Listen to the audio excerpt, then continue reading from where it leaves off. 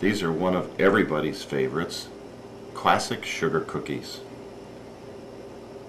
While we think of these cookies as Christmas cookies, as you can see here, they can be Valentine cookies, Easter cookies, Halloween cookies, and Christmas cookies. Our batch of dough is going to yield anywhere from 2.5 to 6 dozen cookies, and that'll be driven by the size of the cutter you're using. This big heart and tree, you're going to be closer to 2.5 or 3 dozen cookies. Our little Santa Claus face here would give you closer to 6 dozen cookies.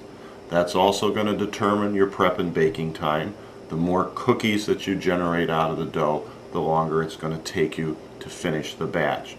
So the time to make these cookies, excluding the time to ice and decorate them, is going to run anywhere from 1 hour and 45 minutes to 2.5 hours. We've then finished the cookies with 3 different kinds of icing. Buttercream icing, which has a unique flavor of its own and adds a whole different eating experience to the cookie because you've got the flavor of the icing as well as the cookie. Glaze icing, which is a sweet accent to the cookie.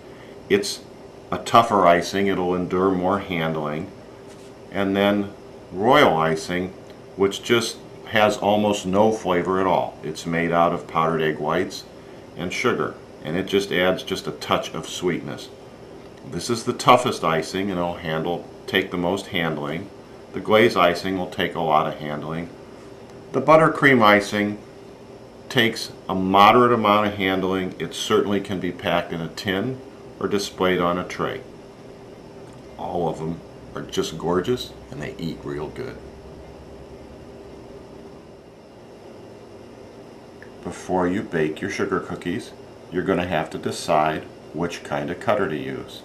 You can either use a cutter that has a pattern embossed in it, like our Easter egg here, which will give you a template for some fancy decorations, or a cutter that just gives a simple outline of a shape, like our Christmas tree here, and that limits your decorations a little bit, but it's also a faster decoration at the end.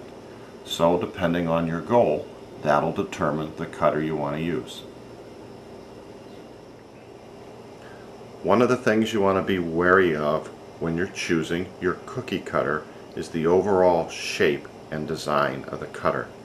We have a Christmas ornament and a Christmas tree here, and they both look like they'd make a really cute cookie, but they have a fundamental design problem in them that's going to make your job difficult. Here at the top of the tree, it pinches down to a very narrow area before it goes out to the star. The ball is a big circle, and then you've got a pinch, and the little hanger for the ornament sticks out the top.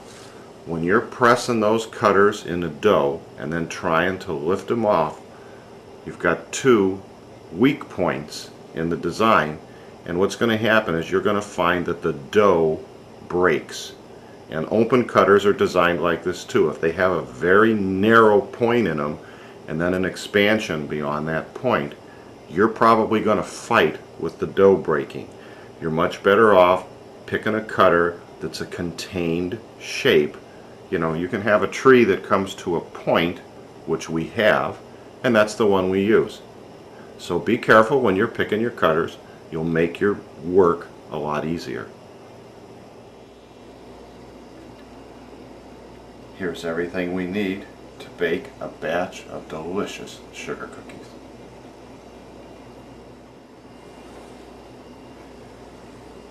To make our sugar cookies, we start with 2 sticks, which is 1 cup of unsalted margarine, and 1.5 cups of granulated sugar, and we cream those together.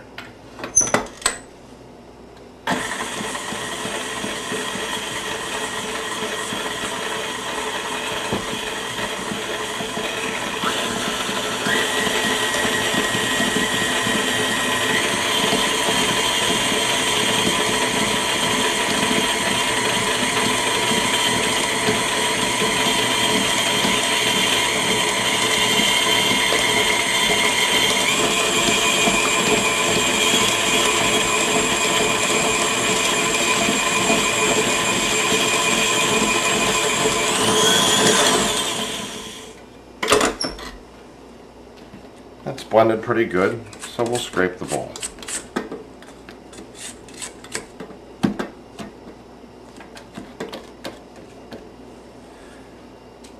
Next, we add 2 eggs that we've already beaten a little bit so that the yolks and the whites are blended, and a teaspoon each of vanilla extract and lemon extract. And that's what gives the cookies their flavor. And then we're going to blend that all together.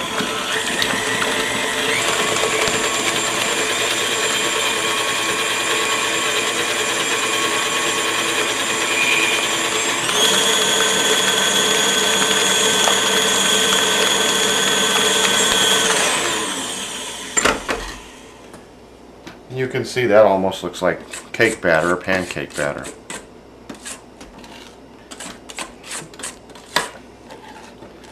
So we scrape the bowl down. Next, we're going to add 2 cups of flour gradually while the mixer's running.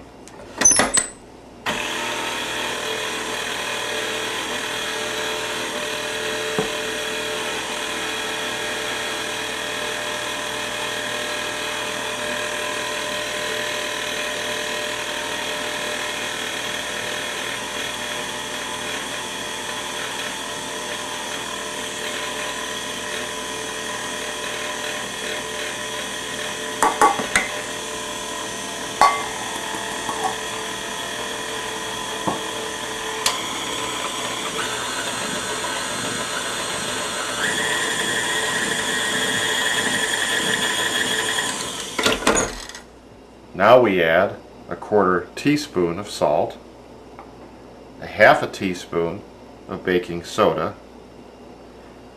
and we have 2 more cups of flour, and we're going to do the same thing. We're going to incorporate that slowly as the mixer's running.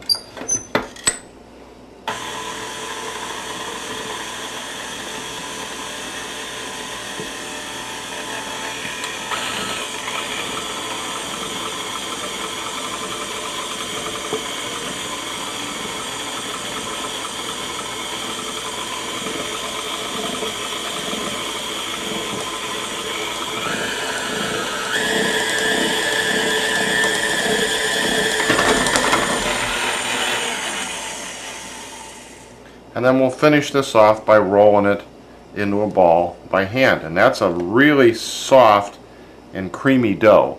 And you wouldn't think of sugar cookies that you're going to roll out on a pastry cloth and use a cookie cutter on as soft dough like this, but you'll see that it works just fine. We've pulled the bowl off the mixer and scraped the paddle, and now we're just going to kind of use the spatula to work the dough together here at the end and kind of do the final little bit of mix. And again, this is a really soft dough, and you wouldn't think of this as a sugar cookie dough. You're thinking of something more like a pie crust that you're going to roll out and cut, and this dough just isn't like that. And there you see it's kind of, now it's all stuck together into a nice ball, and now it's ready to use.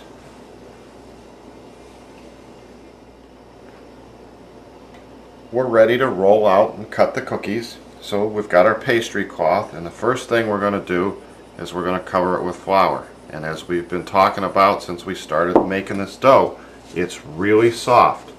So you've got to really coat the pastry cloth with flour, because if the dough starts to stick, you'll never get the cookies off once you cut them out.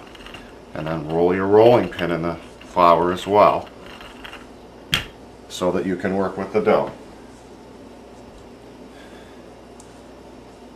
And we take a lump of dough and we kind of coat it with the flour that we've put on the pastry cloth. Just kind of roll it around on there into a ball. And there, we've kind of coated that surface, and that's dried it out a little bit. And now you can work with the rolling pin to roll it out. And we're going to roll this out to about 1/4 of an inch, and the thickness of the cookie will be driven somewhat by your taste. Some people like them thin and crispy, some people like them a little bit thicker and chewy, The other thing you have to take into consideration is if you're using a cookie cutter that has an embossed pattern in it, you have to make sure that the depth of the dough is about the height of the cookie cutter so that the pattern will show when you press the cutter into the dough. So now we're ready to cut out some cookies. We have an ungreased cookie sheet ready to put them on as we cut them out, and you'll notice that we've put a little pile of flour in the corner of the pastry cloth. And the reason for that is, before you can cut these out, you gotta dunk that cookie cutter in that flour, shake it off, gotta make sure that the pattern isn't filled up, but you want that whole cutter coated with flour because the dough's going to want to stick to it. And the only way you're going to be able to get it out of there without prying it out with a knife is to make sure that it's well coated. And you're going to do that, you're going to put that cutter in that flour between each press into the dough. So here we go.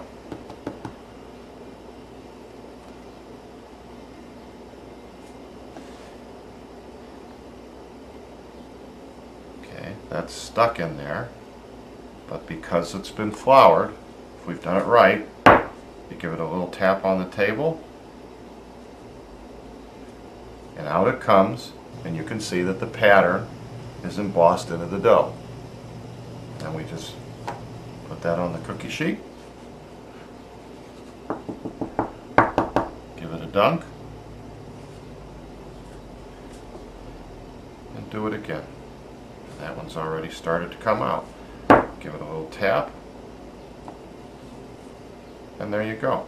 You can see the ribbon at the top of the bell, the little ringer, and the stripes in the pattern. So that's going to be a pretty cookie. And that takes a little bit of extra work to do that every time, but if you want the embossed patterns, that's certainly worth it, and you'll see when we ice these how fancy that can look. Now this is just our plain bell, and that's certainly a lot easier because you're not looking for any pattern in there, and it's just that quick. So if you don't have the embossed cutters, it's going to go quicker, but either way you get the same result. And we're kind of focusing on these two bells here so that you can see the difference. Let's see, now there, that part of the dough wasn't rolled thick enough. So it was lower than the cutter, and none of the detail is there. So that's what you kind of fight with when you're using the embossed cutters. And then once you're done, you can just take your dough, kind of work it into a ball again. Take a little more flour. Make sure you've covered that pastry cloth with fresh flour, and then you can just roll it out again. And you can generally get about 3 re-rolls out of this. Picked up something there. 3 re-rolls before you're going to notice a difference in the texture of the cookies. After that, they're not going to be quite as flaky. They're going to be a little tough when you eat them, but they'll taste the same. So I'm going to finish filling up this baking sheet, and then we'll bake our cookies. This sheet is ready to go into the oven.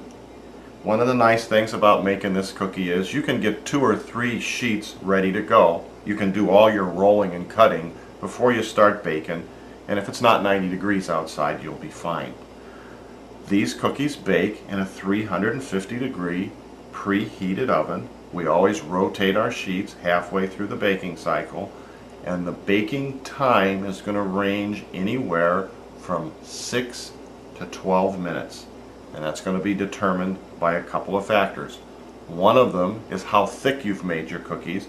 If you've made them thick with an embossed cutter, they're going to take longer to bake through. If you've made them with an outline cutter and you like them thin and extra crispy, then they're not going to take nearly as long to cook. The other thing that's going to determine it is the size of the cookie itself. As we showed in the beginning of this, The cookie cutters have a huge size range, and the larger the cutter, the longer the baking time. The cookies are done when they just start to turn a nice light brown. These have baked and they're nice light brown around the edges, and as you're baking and watching them, you can see them start to turn. And on the bottom, they're a nice light brown. You don't want a dark brown because then they're going to taste different. These have just started to turn a nice light brown, and that's what you're going for. The one thing that you don't want to do while you're baking these is to put both of those on the same sheet. Our poor little snowman face here will be burnt to a crisp before our ho ho ho is anywhere near done. And if you pull those out of the oven at the same time, this one will be overdone and this one will be underdone. And there's nothing wrong with having a variety of sizes that you're going to bake, but if you're going to bake them on more than one, if you're going to do that, you've got to bake them on more than one sheet so that the large ones can be together, the smaller ones can be together. The larger ones are going to be done at that 10, 11, 12 minutes in the baking cycle. The smaller ones are going to be done at that 5, 6, 7 minutes in the baking cycle. So those are the tricks to baking these. We're going to pop these in the oven, and once they're done and cooled, the fun will begin. We're going to put icing on them.